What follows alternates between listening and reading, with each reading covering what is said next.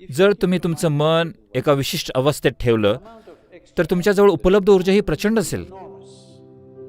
फक्त 3 दिवसात आम्ही तुम्हाला शिकवू शकतो ध्यानाची एक अगदी सोपी पद्धत, ज्यामुळे तुमच्या शरीरातील चयापचय क्रियेचा दर 24% खाली येऊ शकतो. तुम्ही इथं असं बसाल तर तुम्हाला तुमचं शरीर जाणवणार नाही. याच जाणीवेतून योगी बसलेले असतात. सद्गुरू, आम्ही आजवर बऱ्याच गोष्टी ऐकल्यात की बरेच योगी सुप्त ध्यानावस्थेत जातात आणि त्यांना अनेक महिने तहान भूक यासारख्या मूलभूत गरजांचाही विसर पडतो. पण विज्ञान म्हणतं मनुष्य पाण्याशिवाय 10 दिवसात मरेल. तर आपण आम्हाला सांगू शकाल का की अशा प्रकारे शरीरातील प्रक्रियेला एखाद्या पातळीवर नेता येऊ शकतं? यासाठी तुला तुझं मन जरा मोकळं करावं लागेल, कारण याबाबत तुमच्या कुठल्याच पुस्तकात याची नोंद नाहीये. परवा दिवशीच कुणीतरी मला योग केंद्रातून मेसेज पाठवला. तिथे ध्यानलिंग म्हणून एक स्थान आहे आणि हे असं अनेकदा घडतं, पण यावेळी हे एका विदेशी व्यक्तीसोबत घडलं. त्यामुळे जरा काळजीनेच मला तो मेसेज पाठवला गेला. तर ही व्यक्ती सकाळी 7 वाजता ध्यानलिंगात जाऊन बसली. तिथं प्रत्येकाला ध्यानासाठी फक्त 15 मिनिटंच दिली जातात, कारण खूप लोक असतात. तर ती व्यक्ती तिथं सकाळी 7 वाजता ध्यानाला बसली आणि दुपारी 3 वाजेपर्यंत ती हल्लीच नाही. म्हणजे किती तास झाले? 3 अधिक 5 8 तास. ती तिथंच स्तब्ध बसून राहिली. तिला इतका वेळ ती तिथं बसल्याचं जाणवलंच नाही. तिला वाटलं की ती 15 मिनिटेच तिथे बसली आहे. म्हणून त्यांनी मला मेसेज पाठवला की सद्गुरू, ती इतका वेळ अशीच बसू नये, आम्ही तिला भानावर आणायचं का? मी म्हटलं नको, तिला असंच असू द्या. तर मागे एकदा असं घडलं. फार वर्षांपूर्वी मी असाच बसलो होतो. म्हणजे तेव्हा हे माझ्यासाठीही नवीनच होतं. मला असं वाटलं की मी 20-25 मिनिटांसाठी बसलोय, पण जेव्हा मी डोळे उघडले तेव्हा त्या गावातील सगळी माणसं माझ्या भोवती जमा झाली होती. माझ्या गळ्यात फुलांच्या माळा वगैरे, काही जण माझे पाय धरू पाहत होते. तुम्हाला माहिती आहे भारतात जसं घडतं. जेव्हा मी डोळे उघडले तेव्हा कुणाला त्यांच्या उद्योगधंद्याची चिंता, कुणाला मुलीचं लग्न कधी होईल याची माहिती हवी, सगळ्या प्रकारच्या गोष्टी. मी म्हटलं मूर्खानो, तुम्ही कुठून आलात?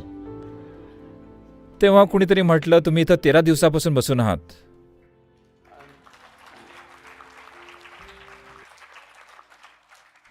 तर शरीरात नक्की काय होतं हा तुझा प्रश्न आहे. हे पहा, या क्षणी मी बोलतोय. जर तुम्ही माझ्या नाडीचे ठोके तपासलेत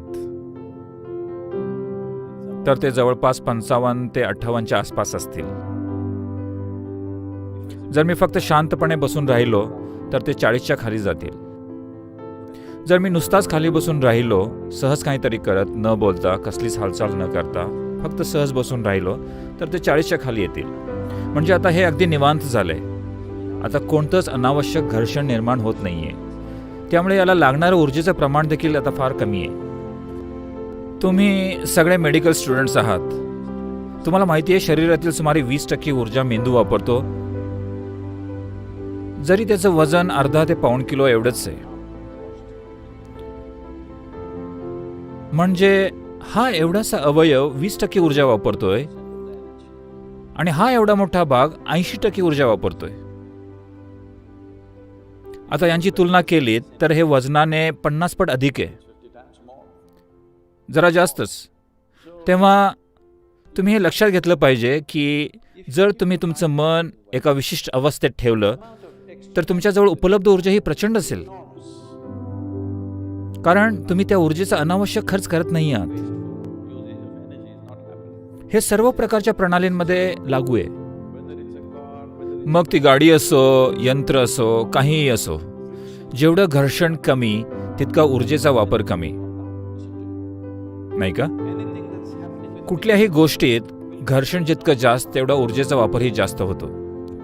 म्हणून शारीरिकदृष्ट्या, मानसिकदृष्ट्या, ऊर्जेच्या दृष्टीने जितकं सहज घर्षणरहित तुम्ही एखादी कार्यप्रणाली घडवून आणाल तर तुमची चयापचय क्रिया मंदावेल आणि तुम्ही अधिक कार्यक्षम व्हाल. कारण जेव्हा तुम्हाला उच्च स्तर गाठायचं असेल तेव्हा तुमच्याकडे रेंज मोठी असेल. जेव्हा स्तर कमी करायचा असतो तेव्हा ती असतेच. आज बऱ्याच जणांकडे रेंज फारच कमी आहे. तुम्ही त्यांना जरा जास्त काम दिलं तर ते खूप थकतात आणि त्यांना जर निष्क्रिय ठेवलं तर ते विचित्र वागू लागतात.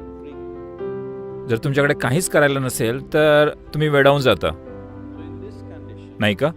तर अशा स्थितीत ती कमी होणार नाही. आज तुम्ही वापरत असलेली प्रत्येक गोष्ट जास्तच प्रमाणात आहे, अर्थात कारण तुम्ही सध्या जास्त RPM ने कार्यरत असता.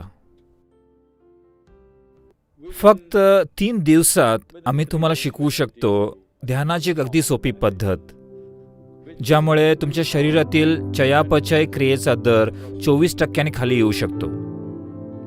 हा जो दर आहे हा जागरूक ध्यानावस्थेतील सर्वाधिक कमी दर म्हणता येईल. जर हा दर याहून खाली गेला तर तुम्हाला तुमच्या शरीराची जाणीवच उरणार नाही. तुम्ही इथं असं बसाल तर तुम्हाला तुमचं शरीर जाणवणार नाही. याच जाणीवेतून योगी बसलेले असतात. हे पहा, तुम्ही इथं बसलाय आणि जरी तुमच्या हातात घड्याळ नाहीये तरीही तुमचे पाय, तुमची पाठ, तुमची बैठक हे सगळे वेळेचं मोजमाप ठेवत आहेत, नाही का? तुम्हाला घड्याळाची गरज नाही. तुम्ही इथे 3 तास बसलात की तुम्हाला कळेल की आता उठलं पाहिजे. शरीराला माहिती आहे.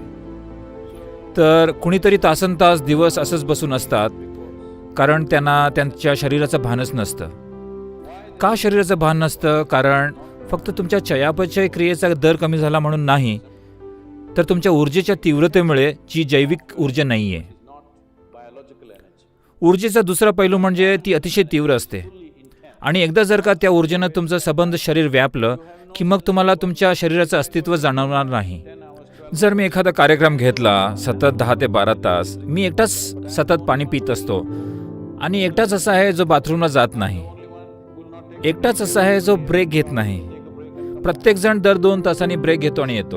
हे असं आहे कारण तुम्ही स्वतःला तुमच्या शारीरिक प्रणालीशी कितपत तुमची ओळख बांधली आहे यावर या सगळ्या गोष्टी अवलंबून आहेत. हो, पण यामागे साधना सुद्धा आहेच. तुमच्या शरीर प्रणालीवर सुद्धा काही प्रमाणात काम करावं लागतंच. पण प्रत्येकजण त्या स्तराची साधना करण्यास इच्छुक नसेलही, पण प्रत्येकानं थोडीफार साधना ही केलीच पाहिजे. काहीतरी थोडंफार, म्हणजे तुम्हाला जे करायची इच्छा आहे, आयुष्यात तुम्हाला जे काही करायचं आहे ते तुम्हाला जमेल तितकं चांगलं करता आलं पाहिजे. तुम्ही काय काय करता त्यात मला रस नाही, पण जे काही करता ते तुम्ही उत्तमरित्या करायला हवं, नाही का?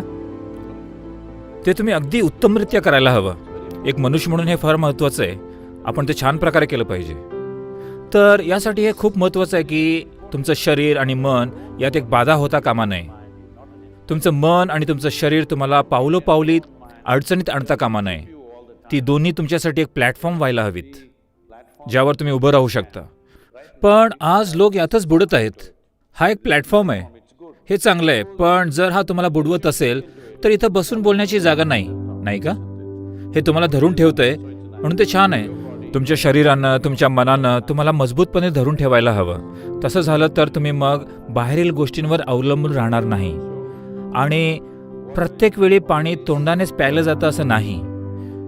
शरीर वेगवेगळ्या प्रकारे पाणी आत्मसात करून घेऊ शकतं. जर तुम्ही तुमची प्रणाली एका विशिष्ट प्रकारे सक्रिय केलीत तर ती एक ऊर्जेचा वापर करते.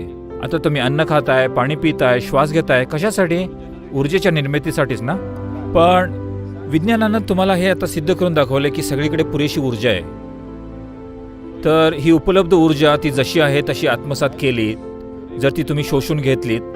पण हे कसं काय शक्य आहे? या संदर्भात योग या शब्दाचा अर्थ एवढाच आहे की तुम्ही तुमच्या वैयक्तिक चौकटीच्या सीमा पुसून टाकायला सुरुवात केली आहे. या क्षणी हा मी आहे, हा तू आहेस, अगदी 100% स्पष्ट आहे. कारण तू विचार करतोस की हे शरीर मी आहे आणि ते शरीर तू.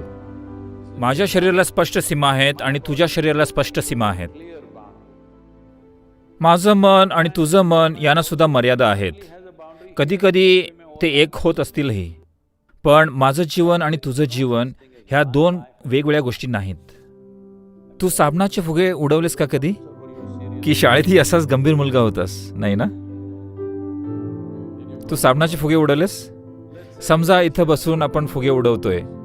तुझा फुगा एवढा मोठा झाला आणि माझा असा हा एवढा मोठा. आता मी म्हणेन हा माझा फुगा आणि तो छोटा तुझा. पुफ आणि दोन्ही फुटले. तर मी असं नाही म्हणत की ही हवा माझी आणि ती हवा तुझी. जीवन सुद्धा असंच आहे. हे एक जिवंत ब्रह्मांड आहे. थोडंफार तू बंदिस्त केलंयस, थोडंफार मी बंदिस्त केलंय. तुम्ही किती बंदिस्त केलंय यावरून तुमचं महत्त्व आणि अस्तित्वाचा दर्जा ठरतो. तुम्ही हे स्पष्टपणे समजून घ्यावं असं मला वाटतं. तुम्ही किती जीवन बंदिस्त केलंय यावरून हे ठरतं. तुमच्याकडे कदाचित मोठा मेंदू असेल, तुम्हाला प्रचंड बुद्धिमत्ता असेलही, तुमच्याजवळ पुष्कळ ज्ञान असेल, पण तरी तुम्ही एक महत्त्वपूर्ण आयुष्य जगू शकणार नाही.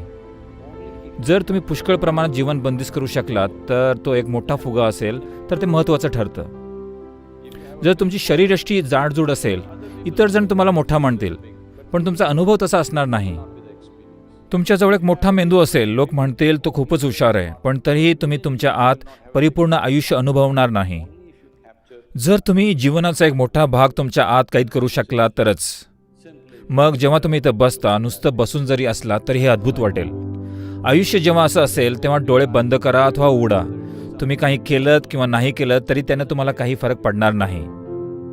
आणि तेव्हाच तुम्ही ह्या जगात एक निस्वार्थ जीवन जगू शकाल. कारण मग तुम्ही काय करता, काय करत नाही, तुमच्यासोबत काय घडतं किंवा घडत नाही, या गोष्टी तुमच्या आयुष्याचा दर्जा ठरवत नाहीत. तेव्हाच आपण तुमच्यावर खरंच विश्वास ठेवू शकतो. नाहीतर तू शस्त्रक्रिया का करतोस हेच आम्हाला कळणार नाही.